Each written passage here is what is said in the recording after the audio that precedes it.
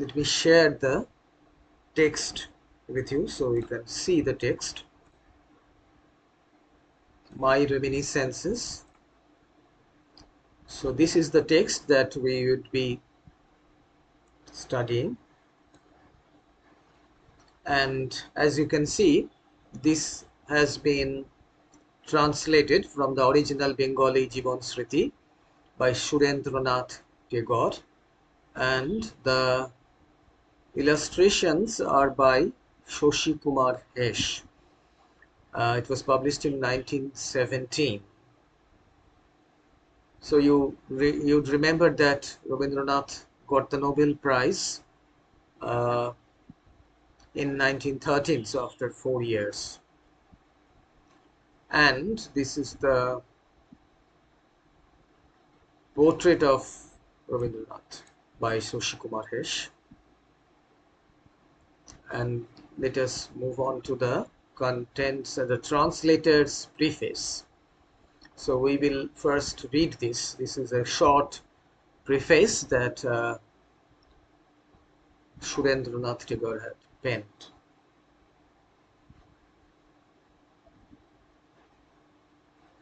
So let us start. These reminiscences were written and published by the author in his 50th year, shortly before he started on a trip to Europe and America for his failing health in 1912. So when Rabindranath was 50 years old, and he was not really well, and he was going on a trip to Europe and America in the year 1912. It is 1 year prior to his receiving the Nobel Prize. It was in the course of this trip that he wrote for the first time in the English language for publication. So otherwise he had been writing in Bengali. In these memory pictures, so lightly, even casually presented by the author, there is nevertheless revealed a connected history of his inner life together with that of the varying literary forms in which his growing self found successive expression, up to the point at which both his soul and poetry attained maturity. So here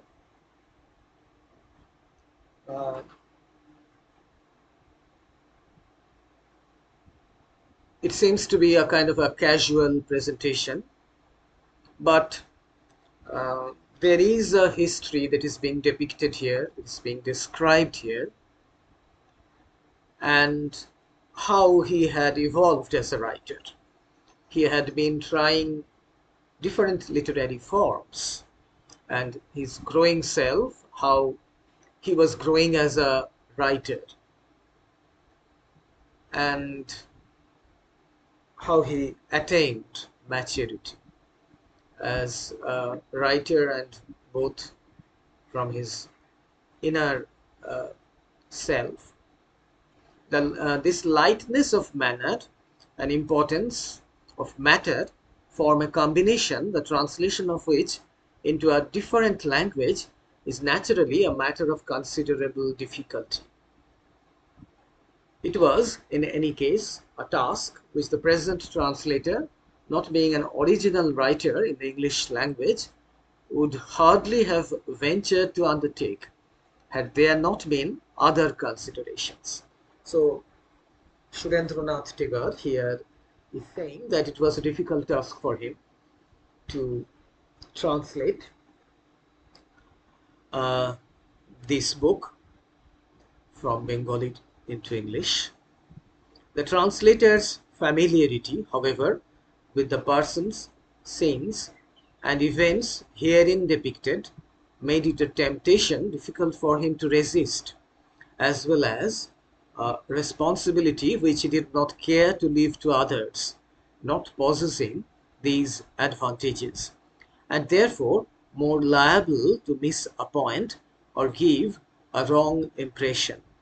So what Surendranath Tagore here is saying, that uh, he was familiar with of course, the Tagore family, and he knew the people about whom Rabindranath had written, the different scenes that he had depicted, and the events that had occurred and which were described by Rabindranath. So he felt that it was kind of a familiar situation for him, and he did not want any other person to take up the responsibility of writing or rather rendering a translation. So other people would not have this advantage. They would not be close to the family of Rabindranath. So they might give us some kind of a wrong impression, and they might miss something. The translator, moreover, had the author's permission and advice to make a free translation, a portion of which was completed and approved by the latter before he left India on his recent tour to Japan and America. So, as Surendranath Tagore says, that he had embarked on this translation, this project, with the author's permission. So Rabindranath had given him permission to do this, and he had also advised him to make a free translation, that is, not to do a word by word translation. So often word by word translation, a too literal translation, that is, that often does not give the uh, right kind of impression, and it does not become a good translation. So better to do a free translation, and he had shown a part of this translated work, and Rabindranath had, of course, he had approved of that before he left for his tour. In regard to the nature of the freedom taken for the purposes of the translation, it may be mentioned that those suggestions which might not have been as clear to the foreign as to the Bengali reader have been brought out in a slightly more elaborate manner than in the original text. So he is saying that he has uh, he has kind of taken some liberty with the translation. So perhaps since it is being translated into English and it is meant for the foreign readers, English speaking audience or readers, so they might not understand certain nitty-gritties of the Bengali culture and all that had been depicted here. So what Rabindranath Tagore had had tried to do was of course to sort of give an elaborate description than what had been there in the original text, while again in rare cases others which depend on allusions entirely unfamiliar to the non-Indian reader have been omitted rather than spoil by an over-elaboration the simplicity and naturalness which is the great feature of the original.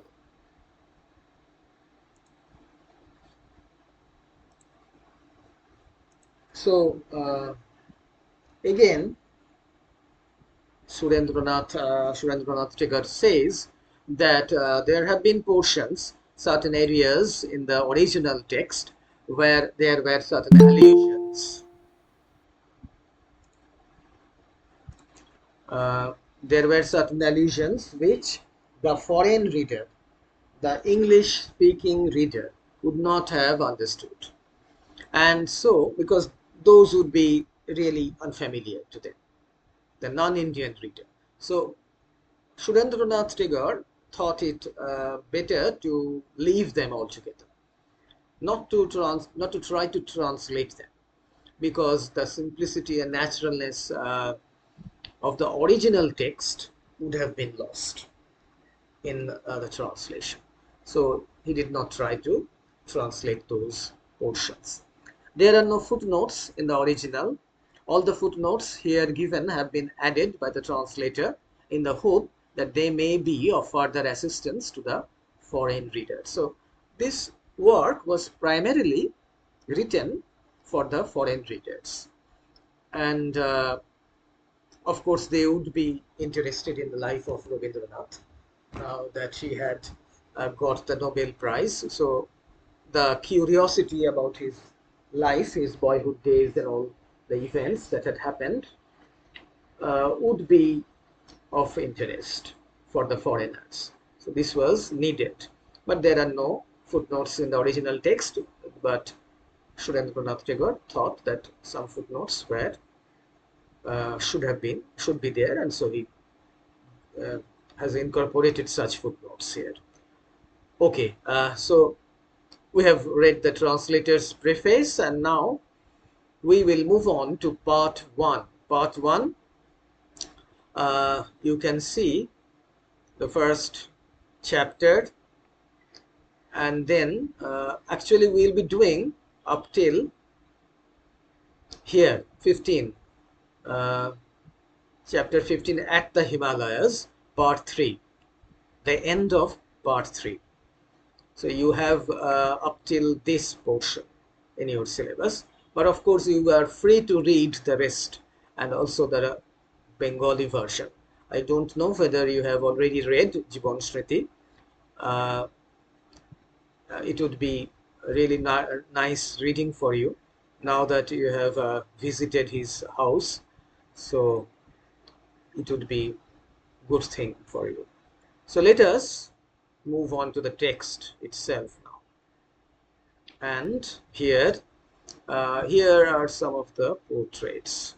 Tagore in 1877, and some other portraits are there.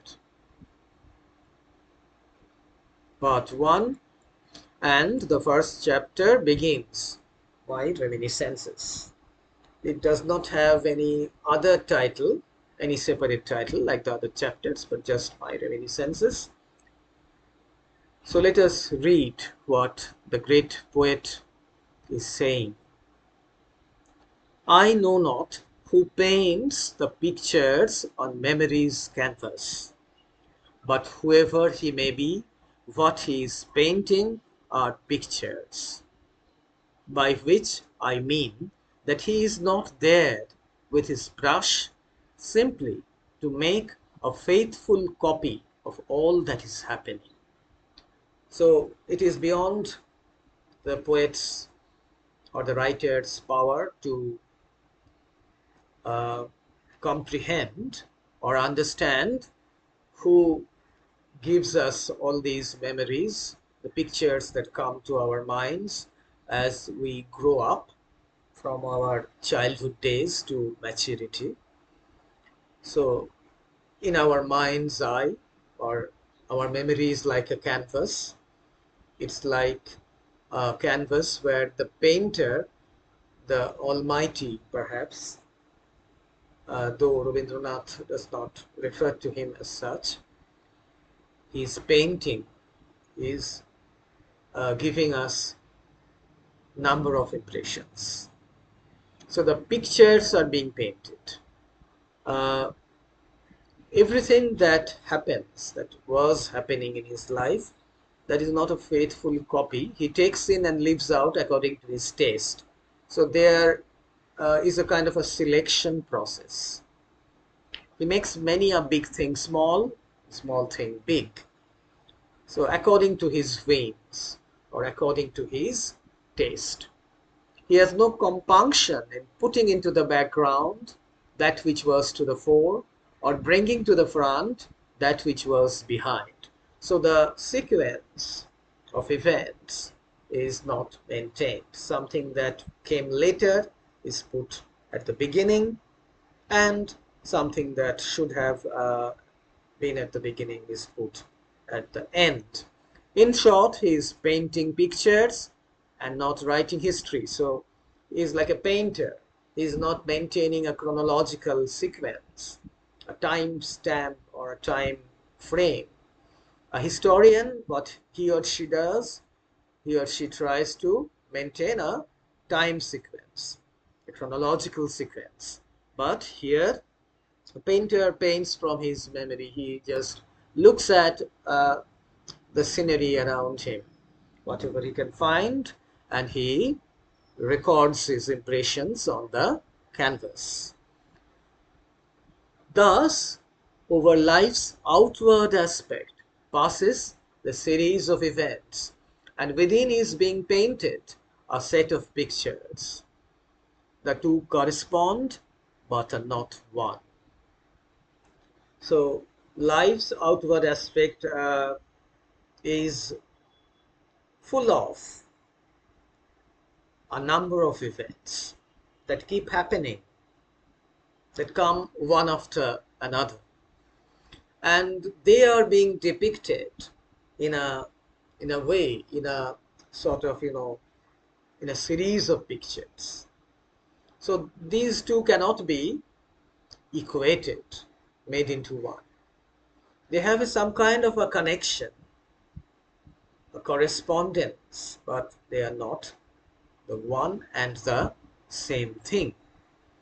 We do not get the leisure to view thoroughly the studio within us. Portions of it now and then catch our eye, but the greater part remains out of sight in the darkness. So we often remain unconscious about this portion of the studio, as he calls it.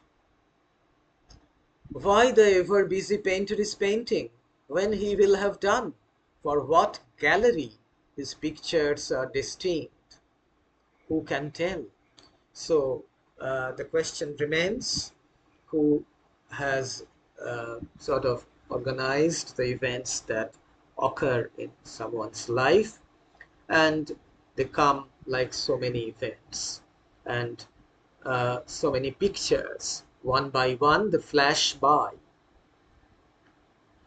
and for whom is it being done?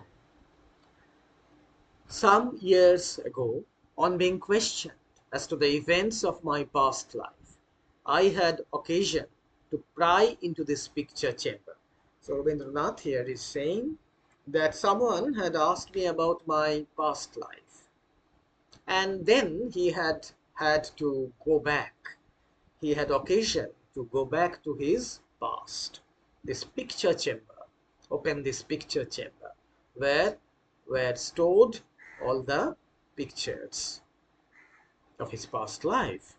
I had thought to be content with selecting some few materials for my life's story. So the poet, he had thought that I would bring or I would try to bring back some of the materials or some of the pictures. I then discovered, as I opened the door, that life's memories are not life's history, but the original work of an unseen artist. So the artist does not work like a historian. He does not maintain this sequence. He is not maintaining any kind of order as such. The events come. The pictures that are there in his picture chamber, the back of his mind, they are jumbled up. So not in any sequence. If he has to recall them, he will not be, they will come in a very disorganized way to his mind. The variegated colors scattered about are not reflections of outside lights, but belong to the painter himself. So the painter has given the colors, the different colors, the various colors. And it is not because of the outside light that they shine and come passion tinged from his heart. So the emotion, the emotions, the feelings, the passions of the painter, that is there, etched on the on these events. Thereby, unfitting the record on the canvas for use as evidence in a court of law. So, of course, in a court of law, everything has to be in order. Everything has to be presented in a very systematic way. But here, the system is such that it is not kept the files like the files in a court of law. When they are asked by the judge, they have to be uh, produced. But though the attempt to gather precise history from memory's storehouse may be fruitless, there is a fascination in looking over the pictures, a fascination which cast its spell on me. So he is saying, the poet is saying here, that uh, an attempt to bring back the precise history from his memory is perhaps useless. It cannot be done. But still, a strange kind of excitement, a strange kind of fascination is there in looking back to one's past. And that was something that took hold over me. The road over which we journey, the wayside shelter in which we pause, are not pictures while yet we travel. They are too necessary, too obvious. So they are part of the journey.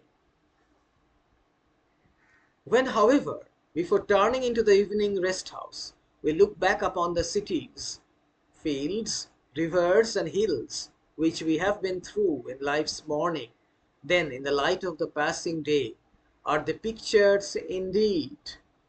Thus, when my opportunity came, did I look back and was engrossed.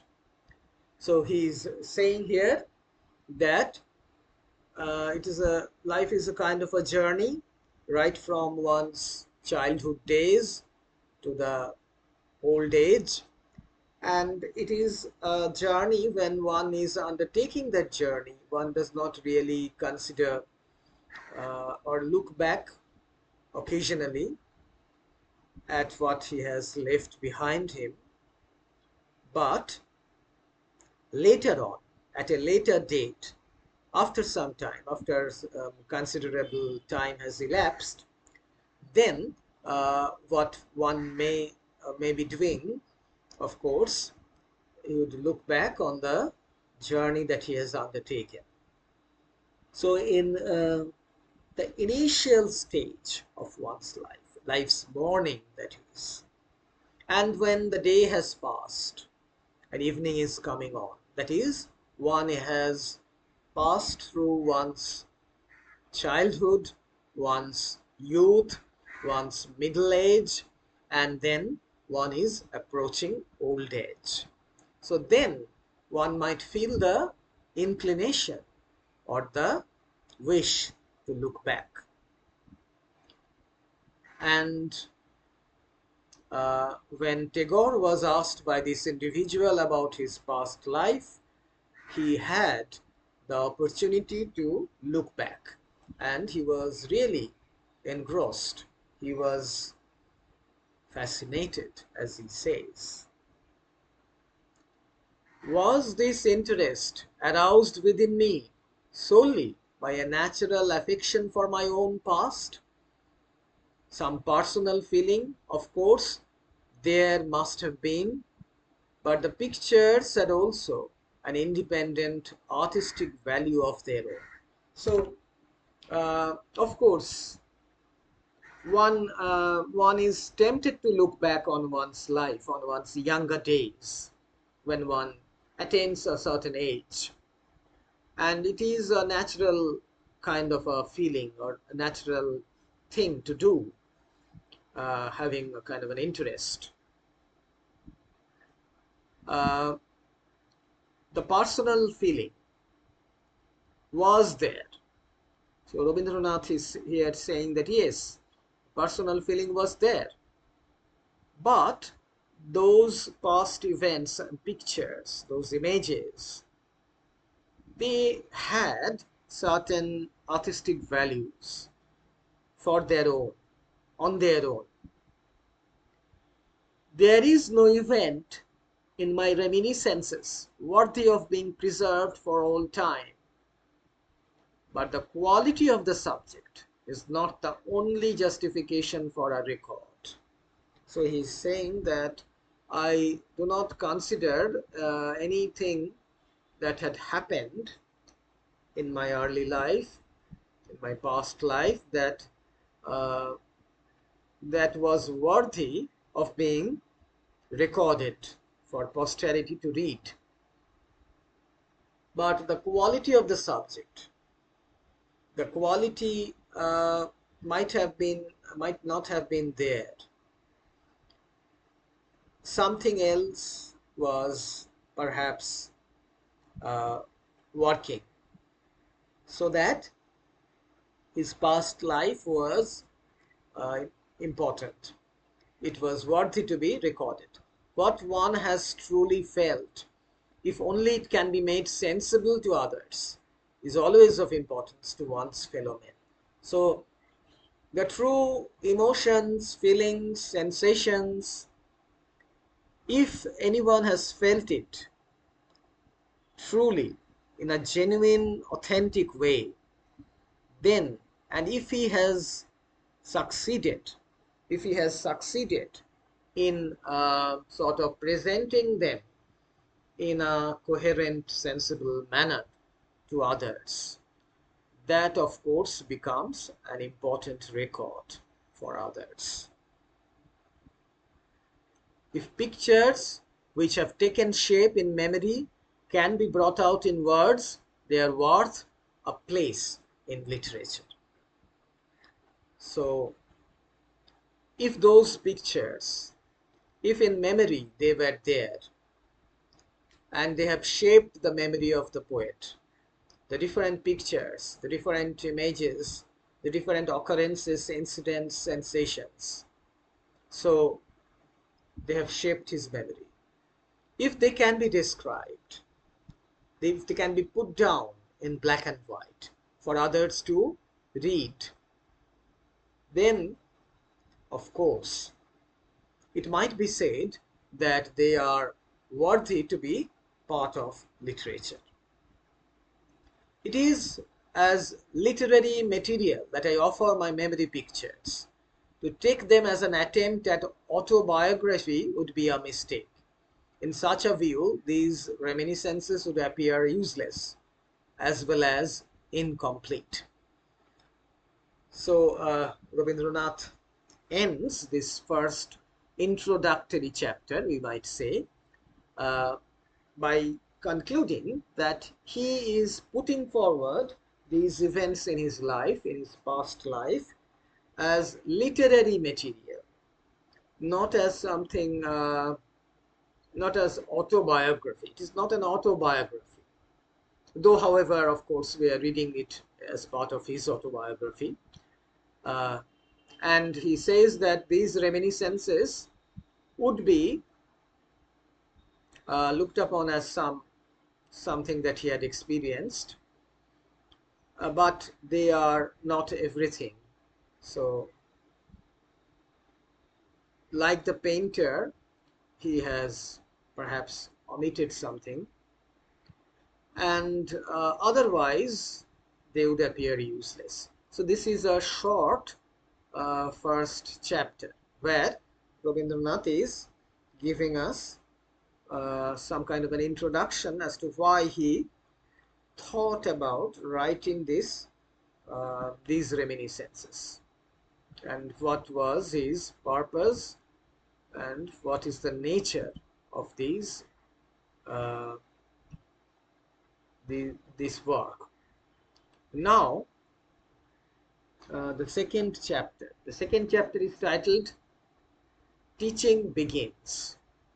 Teaching begins. So here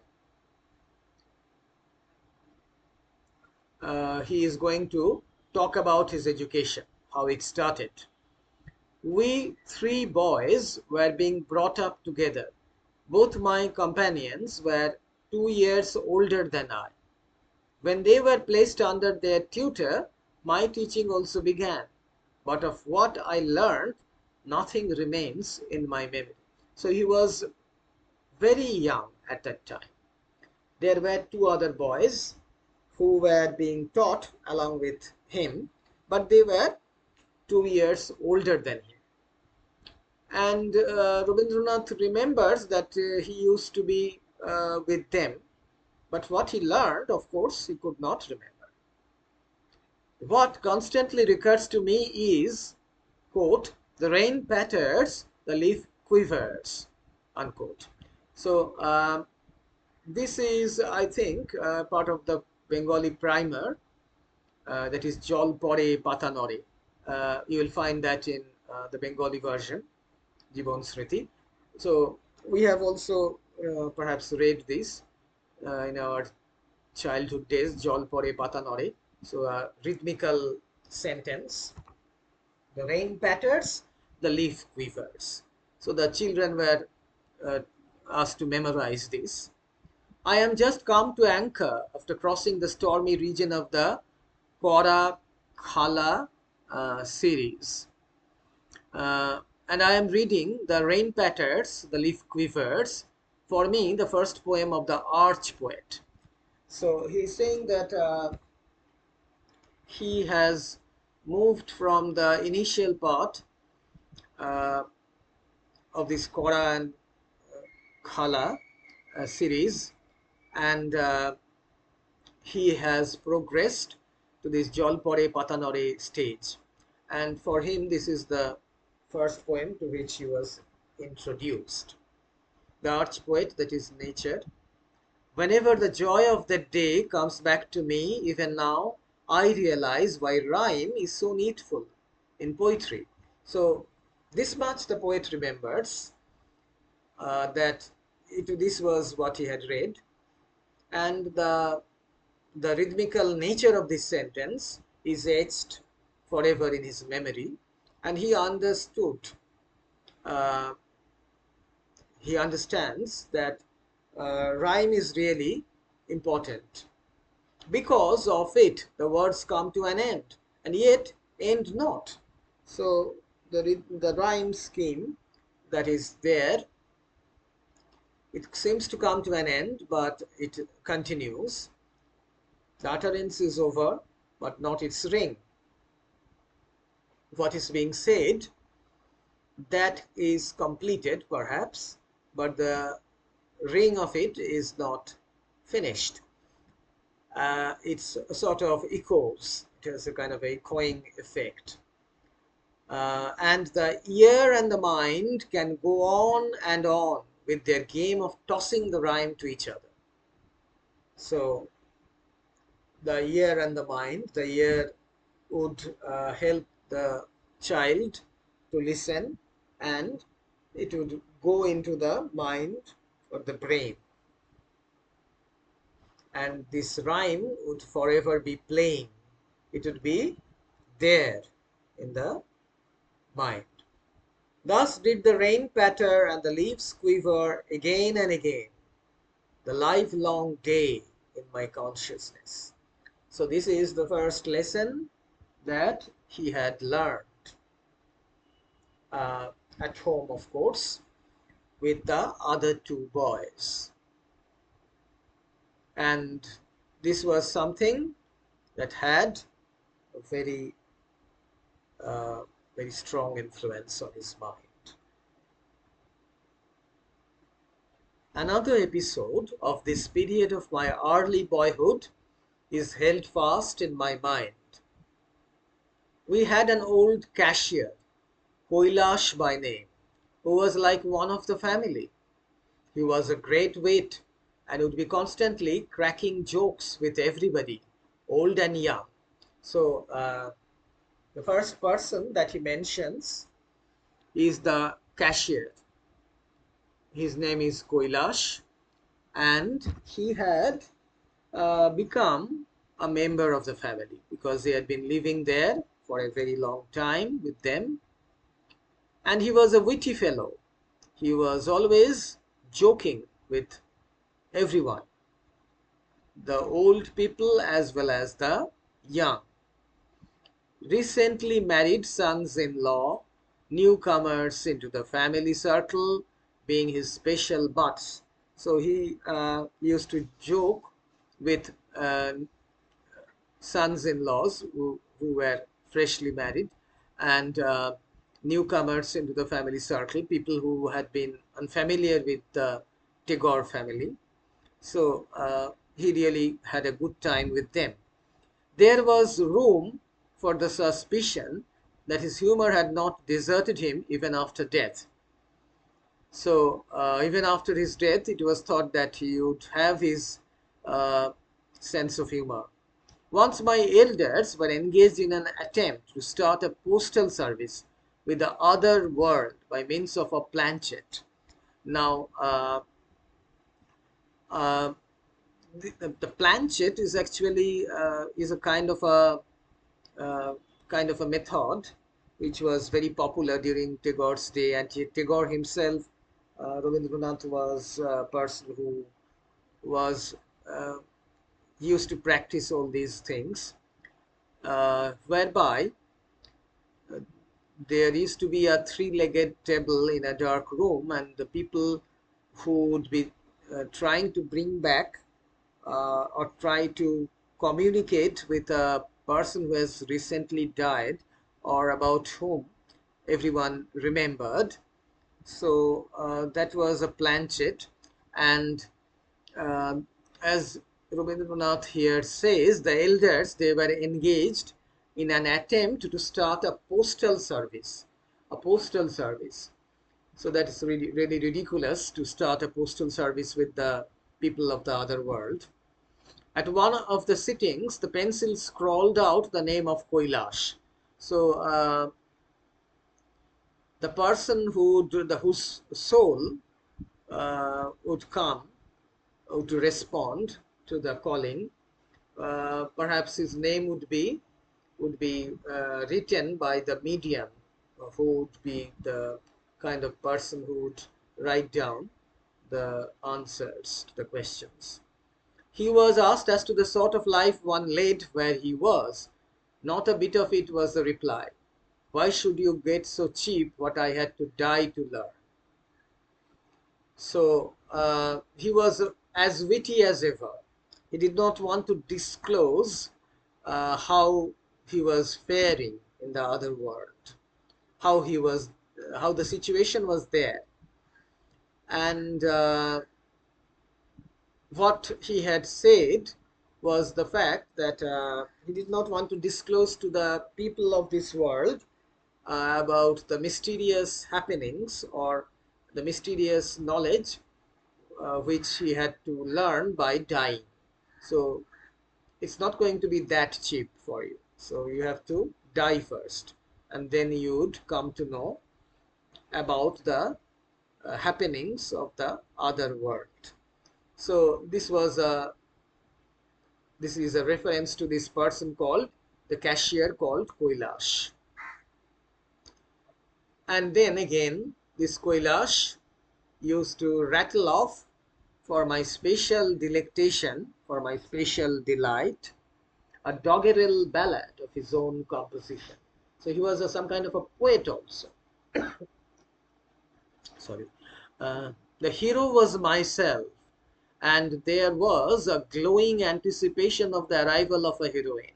So uh, this Kailash had composed a poem in doggerel verse, uh, and he it was not a very, of course, a very you can say a very good composition, of course, but nonetheless it was a kind of a poem where the poet himself, that is Rabindranath himself, was the hero, and he anticipated the coming of a heroine. And as I listened, my interest would wax intense at the picture of this world charming bride, illuminating the lap of the future in which she sat enthroned. So, of course, he would be really interested if when Kailash used to recite that poem, and he would feel very much uh, delighted at the prospect of this very charming uh, princess, heroine. The list of the jewellery with which she was bedecked from head to foot, and the unheard of splendour of the preparations for the bridal might have turned older and wiser heads. So, uh, in this poem, there was an elaborate description of the jewellery she was wearing, and the preparations for the marriage wedding ceremony would have turned older and wiser heads. People older than Rabindranath at that time would have been really enchanted. They would have been mesmerized by such descriptions. But what moved the boy and set wonderful joy pictures flitting before his vision was the rapid jingle of the frequent rhymes and the swing of the rhythm. So, Rabindranath was, from his boyhood days, interested in the rhythm and the rhyme, the way the poem moved on, and the different pictures which it depicted. So it was kind of, you can say, this quality in the poem which sort of interested him. These two literary delights still linger in my memory. And there is the other, the infant's classic, rain falls pit-a-pat, the tide comes up the river. So the rain falls pit-a-pat, the tide comes up the river. So this is another such poem which he was familiar with. That is Brishti pore tapur tupur node elo ban. So that must be the line. So that was another kind of a familiar rhythmical line. So Tagore is talking about the initial stage of his education and how he used to be delighted with the rhythmical lilting tune. The next thing I remember is the beginning of my school life. One day I saw my elder brother and my sister's son, Shotto, also a little older than myself, starting off to school, leaving me behind, accounted unfit. So these two boys, actually, one was his elder brother and his nephew, actually, his sister's son, whose name was Shotto. They both were older than him. They were going to school, but uh, as he used to study with them, he was very, of course, sad at at this development. I had never before ridden in a carriage or even been out of the house. So he had not been outside. He had not had a ride in a horse carriage. So when Shotto came back, full of unduly glowing accounts of his adventures on the way, I felt I simply could not stay at home. So the way Shotto uh, described to him in very, glowing way, in a very entertaining manner, Rabindranath felt that he had to go to school. Our tutor tried to dispel my illusion with sound advice and a resounding slap. Quote, "You are crying to go to school now. You will have to cry a lot more to be let off later on," unquote. So the tutor was a wise man. He knew what would happen in the future. So he tried to reason with his student, and he gave him a very good slap also. But and he said that you are now really eager to go to school, but later you will have to cry. You are crying to go to school now, but later on you will start crying to be let off. So you will not like it at all. I have no recollection of the name, features, or disposition of this tutor of ours, but the impression of his weighty advice and weightier hand has not yet faded. So, though Rabindranath cannot recall, he was not able to recollect the name of this tutor, what he looked like, or his general behavior, but the advice that he had given him at that tender age, when he was just a boy, that was really very important advice. And the slap that had landed on his cheek was, of course, even weightier. And that these things he remembered. Never in my life have I heard a truer prophecy. So this is an ironical statement, of course. Uh, he did not know what school was like, how dreary it would be, and he did not find school life at all interesting, as you know. He was largely educated at home. So we will be reading about that in our next class. And so let us stop here today. And this is the second chapter, Teaching Begins. And here Tagore is talking about the fact that how he uh, had uh, he had started his education, what were the very first sort of rhyming lines that he remembered, which uh, which remained with him. So let me end this class here.